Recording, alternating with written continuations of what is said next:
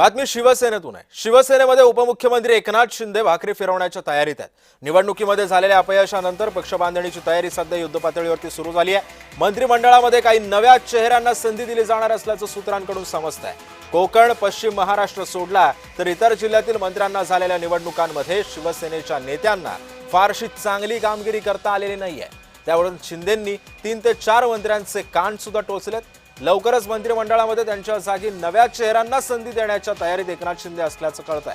निवडणुकीमध्ये मिळालेलं यश अपयश लक्षात घेऊन शिवसेनेच्या सर्व जिल्हा संपर्क प्रमुख, नेते आणि सचिवांना संघटना बांधणीसाठी दौरे करण्याच्या सूचना सुद्धा दिल्यात।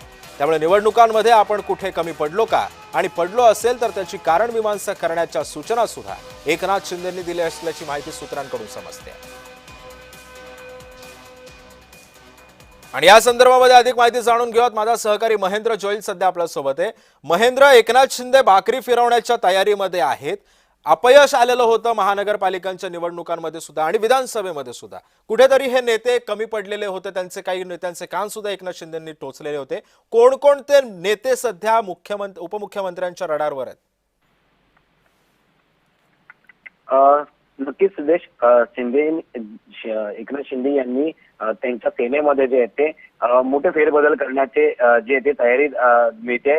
मिळालेल्या बातमीनुसार जे महत्वाचे नेते आहेत त्यांच्यावरती ही सगळी जी जबाबदारी देण्यात आली होती लोकसभा निवडणुकी आणि विधानसभा निवडणुकीच्या टायमाला। मात्र त्या ठिकाणी मिळालं यश अपयश हे सगळं लक्षात घेतलं झालंय आणि जी जबाबदार नेते होते त्यांना बदली करून दुसऱ्या नवीन चेहऱ्यांना संधी देण्याची ती शिंदेंनी तयारी केल्याचं पाहायला मिळते। कोकण आणि पश्चिम महाराष्ट्र जर सोडला तर इतर जिल्ह्यांमधील जी शिंदेच्या सेनेला चांगली कामगिरी करता आली नाहीये, त्यावरून जे ते एकनाथ शिंदे यांनी या सगळ्याचा निर्णय घेतला आणि त्यामध्ये 3 ते 4 मंत्री आहेत त्यांचे कान टोचलेत, म्हणजे त्यांनाही या गोष्टी सांगितल्या गेल्या। त्यामुळे लवकरच त्या मंत्र्यांच्या जागी नवीन चेहऱ्यांनाही संधी मिळणार आणि नवीन चेहरे हे तरुण चेहरेही असू शकतात असं सांगितलं जात आहे। त्यामुळे निवडणुकीत हे यश अपयश लक्षात घेऊन सर्व जिल्हा प्रमुख असतील, प्रमुख नेते असतील,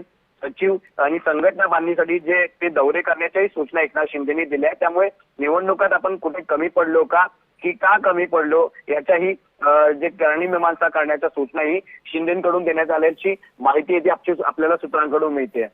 नक्कीच महेंद्र, तू सोबतच राहा, आणखी काही बातम्यांचे अपडेट्स मला तुझ्याकडून घ्यायचं।